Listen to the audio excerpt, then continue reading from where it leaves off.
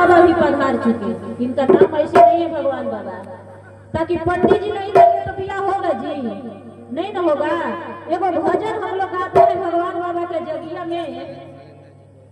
शैलेंद्र जी जो 40 ग्राम के हैं, भगवान शिव के विवाह की कथा में 100 रुपया के दान दिए हैं। प्रेम से बोलिए दान देने वालों दाताओं की।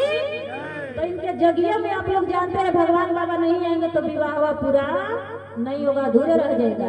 एगो भजन हम लोग गाते हैं व्यास जी कि गरदा उड़वनिया सामने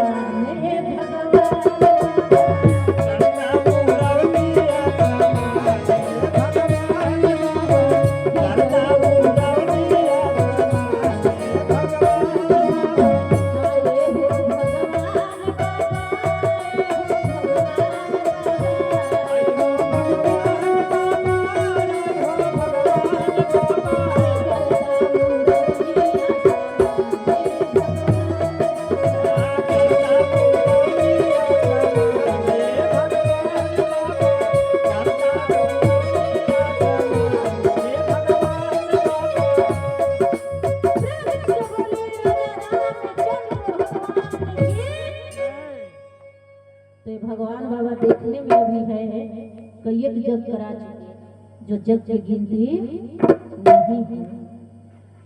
तो आइए हम सभी कहाँ थे गुरहथी।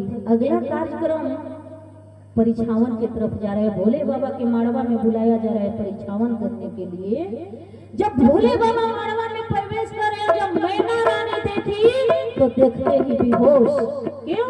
कि वो भोले बाबा अपना सही भेष में आए नहीं थे, वैसे ही दाढ़ी के भेष बनाए हुए थे और गला में नाग और हर कुछ उसी भेष में वो ससुरारी है। जब मैना रानी देखी तो नारद को बुला रही है कि नारद, जिनका कोई कामराद नहीं है उन्हीं का कहा गया है नारद, जिनका कोई कामराद नहीं है। तो क्या कह रही है? जब भोले बाबा के देखी परिछावन के लिए तो यही कह रही है, सखिया गा रही है कि फेंक दिहली मैना रानी, अरे पटक दिहली थानिया नारद हो, नारद हो सखी सभ देत बाड़ी गरिया।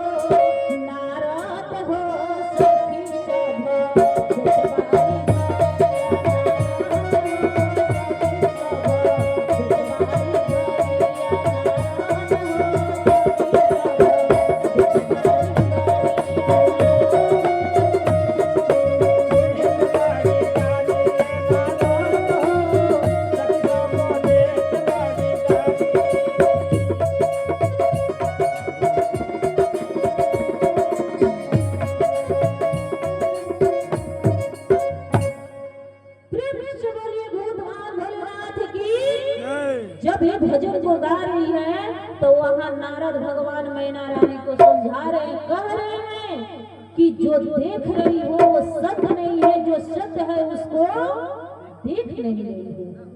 नारद भगवान वहाँ मैना रानी को समझा रहे हैं कि धीरज रखो, कि जो देख रही हो वो सत्य नहीं है और जो नहीं देख रही हो वही सत्य है। अभी तक भोले बाबा इसी देश में आए, पहले वही परिछावन बहुत मना के परिछावन कराया गया। तो सखी क्या कर रही है? भोले बाबा के गाड़ी सुना रही है कि चलनी की चालल दुल्हा, कि चलनी की चालल दुल्हा, सुप के झटकार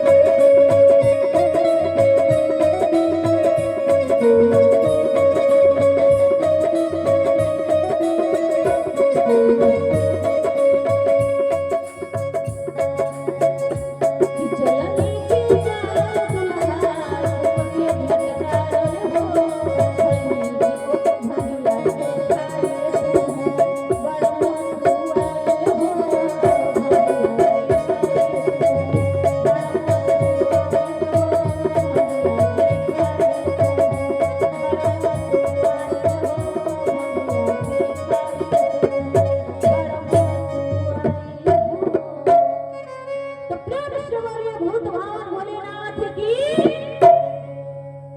महादेव उसी रूप में अपने ससुराल में निवास किए हैं जिस रूप में बाराती आया है। अब अगला कार्यक्रम हम लोग का होता है